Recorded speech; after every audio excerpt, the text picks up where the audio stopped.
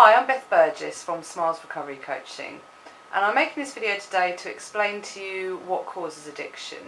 Now there's two types of addiction. There's addiction to things which are inherently addictive. So that's things like nicotine. Nicotine has properties which basically manipulate your reward system in the brain. So it actually is inherently addictive. So anyone taking nicotine over and over again can become addicted to it. The second type of addiction is where the person themselves has a system which promotes addiction. So these are people that can turn into alcoholics. Alcohol is not inherently addictive, otherwise everyone would be addicted to it after drinking, but they're not. So people who are addicts basically have a malfunctioning dopamine system. So how can you tell if you are one of these people? Well, firstly, because it's a brain issue as such, it is inherited. So if you've got addictive tendencies in your family, it's much more likely that you're going to be an addict as well. Now I say this because it's not a very straightforward thing. I'll give you an example for myself. So my family, my parents aren't addicts at all. They're not alcoholics. I didn't grow up around alcoholism, and yet I'm an alcoholic. So how did that happen? Basically, if you look at my dad's side of the family, there's the sort of addictive tendencies running all through that. So my dad himself won't mind me saying this, I hope. He acts addictively around sugar. Now, the addictive sort of mechanism is that once you have one of something, you can't stop having it. So it's like the first, for him, bite of a Kit Kat means like, go and finish a packet of multi-pack of Kit Kats. And for me, if I have a drink, that leads on to a, literally drinking for a week until I can't stand, and that's it, and, hit withdrawal sort of thing. So that's the mechanism of addiction. So it starts off being, this is how it's hereditary basically. The way that your dopamine system works seems to come down sort of through your genes. You know how you pick up things and you're kind of alike in certain ways to your family. That's one of the things that is carried forward. We still don't know the whole story, but it's also likely that some of the genetic material is passed on for tendencies such as impulsivity.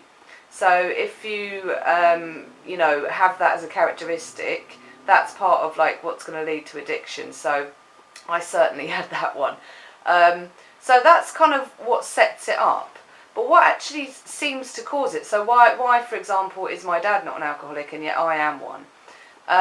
What happens then is that something has to trigger that addiction.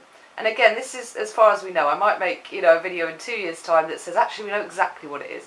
But it seems to be that something in life triggers an extended period of coping in a certain way. And that's by using a substance. And once you've done that for a while, that's it. You kind of cross the line then, and you've kind of screwed up your dopamine system so much that you can't go back to normal usage again. So for me, I had a big anxiety disorder from my late teens, actually, well, mid-teens, and it kind of got worse. And I ended up drinking every day. Just to be able to function. So I had it so bad. I had agoraphobia. I couldn't go outside without feeling terrified. So I ended up drinking in order to cope with that. So in some ways, it was you. What sort of triggers the addiction to turn into a full-blown issue is basically using a faulty coping mechanism. So that can be a substance. In some cases, it's a behaviour. So you do get process addiction. So maybe people that, again, things like gambling are slightly addictive inherently, but there are things like shopping which aren't really. I mean, it sort of has, it does send your, reward system, some pleasure from shopping. Not me. I never get that one. I hate it. But certain people do. They find pleasure in buying things and having things. But it's like if you've got addictive tendencies and you go through a period of your life where maybe you use that to cope with problems at the time, maybe you've had a bereavement or divorce, and you sort of, you end up shopping quite a lot to kind of change the way you feel. If you've got addictive tendencies, that is where it will kind of go out of control. So this is why some people end up having addictions and others don't. Again, things like that it's been shown that things like sugar do have, you know, some addictive tendencies, but again, in order to make it into a full-blown ridiculous addiction to the point where, you know, you've got a serious problem, you do really have to have these addictive tendencies already inside you that have come through inheritance. So yeah, so this is a really important thing, because you can actually possibly prevent addiction if you know this stuff. If you have parents who or the grandparents or one side of the family who seem to have addictive tendencies, so maybe they do drink quite a bit, or you can see that they act a bit strange around sugar, like once they have one they can't really stop.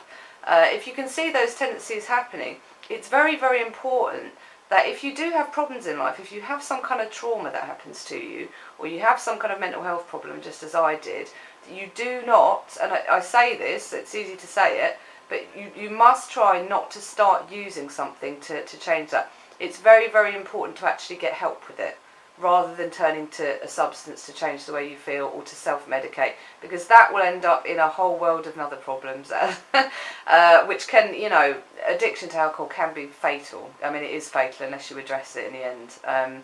So yeah, it's a really important point. Anyway, I hope that it's explained to you a bit more about addiction. As I said, we're still discovering things every day with it. I do try and keep up on research, because it's really important for me to know anything else that I can use to help other people. But that's basically the sort of pattern of it.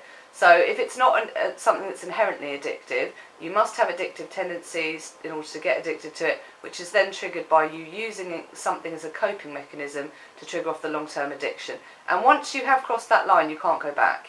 So if you, for example, you get people who are heavy drinkers, who might use drinking to cope with a certain situation at a time, like, you know, if something's difficult. But if they don't have the addictive tendencies, they'll be able to resume normal usage again. But not if you're an addict. If you have addictive tendencies, that's it. So when I was finally cured of my anxiety disorder, which was a wonderful day, I assumed, okay, well, I'll go back to like normal drinking then, you know, I'll be able to do that. No. Cross the line, too late for that. So, but it's great, because then you get to, you know, work on recovery, which is an amazing place to be as well. But I hope that explains a bit more about how addiction starts and what are the causes of it. Okay, thanks very much, and I'll catch you again soon. I'll stick my website below, and yeah, subscribe if you like my videos. Thanks, bye.